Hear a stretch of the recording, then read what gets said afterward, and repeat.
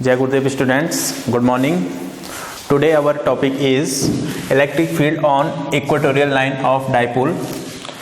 यानी कि electric field हमें फाइंड आउट करना है डाइपोल की इक्वेटोरियल लाइन पे। इक्वेटोरियल लाइन का मतलब ये हुआ कि वो लाइन जो डाइपोल को टू पॉइंट्स में, टू इक्वली पार्ट्स में सेपरेटेड करे, उसी को हम बोलते हैं इक्वेटोरियल लाइन। इक्वेटोरियल लाइन का दूसरा मीनिंग होता है आपका नॉन एक्सियल लाइन, यानी कि ये जो पॉइंट होगा डाइपोल में, ये डाइपोल की नॉन एक्सियल लाइन पे होगा, यानी कि उसकी एक्सिस पे नहीं होगा। तो इसके लिए हम एक्सप्रेशन निकालेंगे आज इलेक्ट्रिक फील्ड। तो यहां पर हम सबसे पहले डाइपोल को कंसीडर करेंगे, जैसे सपोज दैट ऐसा करके minus Q plus Q charge जो है ये कुछ डिस्टेंस पे यहां पर सेपरेटेड है, तो इसने डाइपोल बना दिया। अब यहां पर हम इस पॉइंट को नाम दे देते हैं ए पॉइंट, इसको नाम देते हैं बी पॉइंट। अब इसके हमें इक्वेटोरियल लाइन पे इलेक्ट्रिक फील्ड निकालना है। तो इक्वेटोरियल लाइन यानी कि जैसे ये पॉइंट यहां पर है पी, तो ये जो लाइन होगी जब हम इसको एक्सटेंड करेंगे तो ये जो होगा ये डाइपोल को टू इक्वली पार्ट में डिवाइड करेगी। तो ये पॉइंट हो जाएगा आपका, इसको हम ले लेते हैं ओ। तो हमें यहां पर इलेक्ट्रिक फील्ड निकालनी है। तो सबसे पहले हम माइनस क्यू चार्ज के कारण यहां पर इलेक्ट्रिक फील्ड निकालेंगे। तो इसके लिए हम डिस्टेंस लेंगे यहां पर, तो ये डिस्टेंस ऐसा करके ये डिस्टेंस हो जाएगी, और ये डिस्टेंस जो होगी इसको भी हम नाम दे देते हैं कुछ, इसको हम ले लेते हैं आर। तो ये डिस्टेंस हमें निकालनी होगी जब हम इलेक्ट्रिक फील्ड निकालेंगे माइनस क्यू चार्ज के कारण। तो ये हो जाएगा आपका, इसके बाद हम इसको लिखेंगे यहां पर electric field due to minus Q charge at point P is, ये हो जाएगी आपकी, इसको हम नाम देंगे E1। E1 की वैल्यू हो जाएगी 1/4 pi epsilon naught Q, charge का magnitude Q upon R square. R square की वैल्यू होगी हमारी AP स्क्वायर, ठीक है। तो इसके बाद ये हो जाएगा 1/4 pi epsilon naught Q upon AP square. AP square की वैल्यू हमें निकालनी है। तो AP स्क्वायर की वैल्यू हम कैसे निकालेंगे? ये वैल्यू जो होगी, ये वैल्यू होगी आपकी, इसको हम इस ट्रायंगल की हेल्प से निकालेंगे, in triangle APO using Pythagoras theorem. AP square equal to हो जाएगा आपका R स्क्वायर प्लस ये डिस्टेंस कितनी हो जाएगी L स्क्वायर। तो ये आपका हो जाएगा R square plus L square. ये पूरी जो वैल्यू होगी ये AP स्क्वायर की वैल्यू होगी। तो ये क्वेश्चन नंबर हमारी बनेगी फर्स्ट। सिमिलर हम प्लस क्यू चार्ज के कारण इलेक्ट्रिक फील्ड निकालेंगे। यहां पर ऐसा करके हम इस पॉइंट को यहां पर हमने मिला दिया। तो इस चार्ज के कारण हम यहां पर इलेक्ट्रिक फील्ड निकालेंगे। तो ये हो जाएगी आपकी electric field due to plus Q charge at point P is, ये कितनी होगी आपकी E2 equal to 1/4 pi epsilon naught Q upon, अब मैं यहां पर इसको थोड़ा डायरेक्ट लिख देता हूं, ये हो जाएगी आपकी BP स्क्वायर। तो BP स्क्वायर की वैल्यू कितनी होगी, सिमिलर जितनी AP स्क्वायर की वैल्यू होगी। तो इसकी वैल्यू हो जाएगी आपकी R square plus L square. Equation number second. तो ये आपकी क्वेश्चन नंबर फर्स्ट बन गई, ये क्वेश्चन नंबर सेकेंड। अब इसके बाद हमें यहां पर रिजल्टेंट इलेक्ट्रिक फील्ड निकालना है। तो रिजल्टेंट इलेक्ट्रिक फील्ड हम कैसे निकालेंगे? इसके लिए हमें माइनस क्यू चार्ज के कारण जो इलेक्ट्रिक फील्ड बन रही है यहां पर, और प्लस क्यू चार्ज के कारण जो इलेक्ट्रिक फील्ड बन रही है, इसकी डायरेक्शन हमें देखनी होगी। तो माइनस क्यू चार्ज के कारण यहां पर इलेक्ट्रिक फील्ड जो बनेगी, इसकी डायरेक्शन जो होगी ये डाउनवर्ड डायरेक्शन की तरफ, डाउनवर्ड की तरफ इसकी डायरेक्शन होगी इलेक्ट्रिक फील्ड की।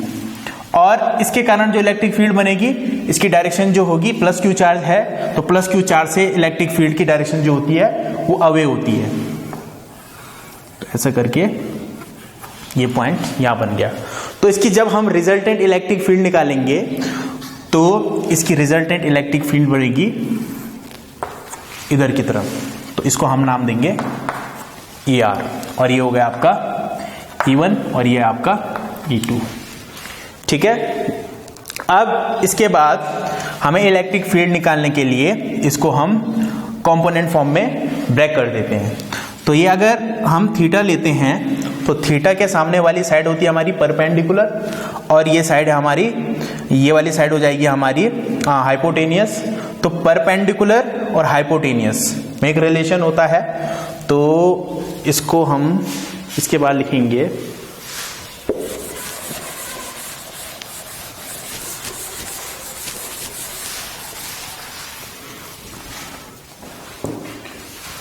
इन ट्रायंगल, ये ट्रायंगल ले लेते हैं APO। यहां पर हम अगर आइडेंटिटी लगाएं साइन थीटा की वैल्यू अगर हमारी हो जाए OP अपॉन AP, तो हमारे पास यहां पर OP की वैल्यू आएगी, जो OP की वैल्यू है वो हो जाएगी AP साइन थीटा, और AP की वैल्यू कितनी है, ये है हमारे पास E1 साइन थीटा। तो ये कंपोनेंट बना हमारा, ये E1 के कारण तो ये कंपोनेंट यहां को बनेगा, तो ये हो जाएगा हमारा E1 साइन थीटा। ये E1 साइन थीटा हो जाएगा, तो ये वाला कंपोनेंट कितना होगा, E1 cos theta.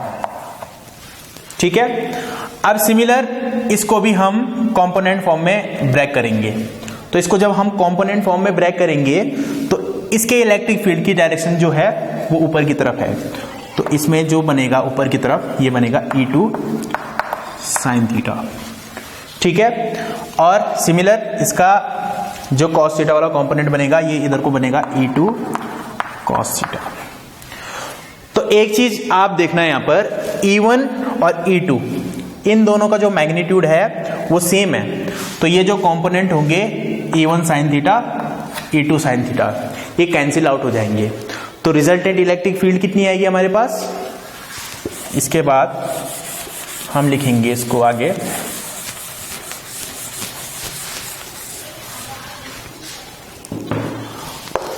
Resultant electric field at point P is, resultant electric field हो जाएगी आपकी ER equal to, resultant electric field किसके कारण बचेगी आपकी, सिर्फ ये जो दो कंपोनेंट होंगे E1 cos थीटा और E2 cos थीटा, तो ये हो जाएगा E1 cos theta plus E2 cos theta. अब इक्वेशन नंबर 1 और इक्वेशन नंबर 2 से हम देख रहे हैं E1 और E2 की वैल्यू जो है वो सेम है, तो ये हो जाएगा हमारे पास, इसको हम E1 cos थीटा और इसको भी हम E1 cos थीटा ही लिखेंगे। क्यों, क्योंकि E1 की वैल्यू जो है वो E2 के बराबर है, तो हो जाएगा 2E1 cos थीटा। इसके बाद लिखेंगे यूजिंग इक्वेशन नंबर 1, ये हो जाएगा 2 इंटू इक्वेशन नंबर 1 से E1 की वैल्यू डालो, तो ये हो जाएगा 1/4 pi epsilon naught Q upon R square plus L square cos theta. अब अगर हम कॉस थीटा की वैल्यू निकालें, यहां से कॉस थीटा की वैल्यू हम फाइंड आउट करें, तो ये हम इधर इसको मैं ऊपर लिख देता हूं, कॉस थीटा की वैल्यू जो होगी, इसके बाद ये मैंने अलग से लिख रखा है कॉस थीटा की वैल्यू कितनी होगी। तो कॉस थीटा की वैल्यू कैसे निकालेंगे, कोई सा भी ट्रायंगल ले लो, APO ले लो या POB ले लो, तो इन ट्रायंगल APO इसमें ले लेते हैं, तो इसमें कॉस थीटा जो होगा, कॉस थीटा हमें पता है ये होता है बेस अपॉन हाइपोटेनियस, तो बेस आपका होगा OA अपॉन हाइपोटेनियस जो है आपका वो है AP, इतना हो जाएगा। OA की वैल्यू कितनी है, OA की वैल्यू हम लिख सकते हैं यहाँ से L अपॉन AP। AP की वैल्यू जो होगी ये हो जाएगी √r² प्लस L²। ये पाइथागोरस थ्योरम से आ जाएगी। AP² की वैल्यू है r² प्लस L², तो AP की वैल्यू हो जाएगी √r² प्लस L²। तो इसके बाद cos थीटा की वैल्यू डालते हैं हम यहाँ पर 2 × 1/4πε0 Q upon r² plus L²। तो ये हो जाएगी आपकी L upon √r² plus L²।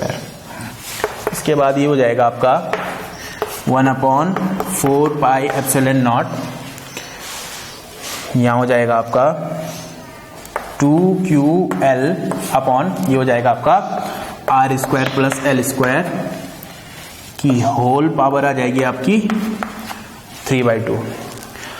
अब Q इसको हम लिख सकते हैं Q × 2L। अगर 2 को हम अंदर ले जाए तो Q × 2L हमें पता है ये होता है इलेक्ट्रिक डाइपोल मोमेंट। तो इसके बाद ये हो जाएगा 1/4πε0 ये P upon r² plus L² की पावर 3/2।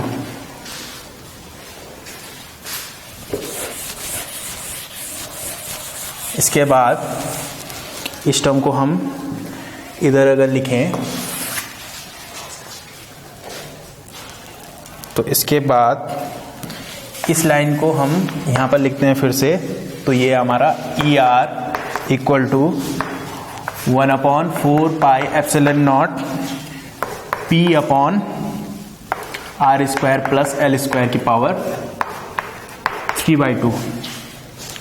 तो इसके बाद हम केस कंसिडर करेंगे यहाँ पर फॉर शॉर्ट डाइपोल। इससे पहले भी हमने ये पॉइंट यहाँ पर समझा कि जो डाइपोल होता है वो बहुत छोटा होता है, एंगस्ट्रॉम में डिस्टेंस होती है उसके बीच। तो शॉर्ट डाइपोल के लिए हमारे पास आ जाएगा R मोर ग्रेटर देन हो जाएगा L। तो ये हो जाएगा आपका ER इक्वल टू 1/4πε0। तो R के रिस्पेक्ट में L को हम नेगलेक्ट करेंगे यहाँ पर, तो ये हो जाएगा P अपॉन R की पावर, जब हम इसको सॉल्व करेंगे तो हो जाएगा R की पावर 3। तो ये आपकी रिजल्टेंट इलेक्ट्रिक फील्ड होती है डाइपोल के नॉन एक्सियल लाइन पे।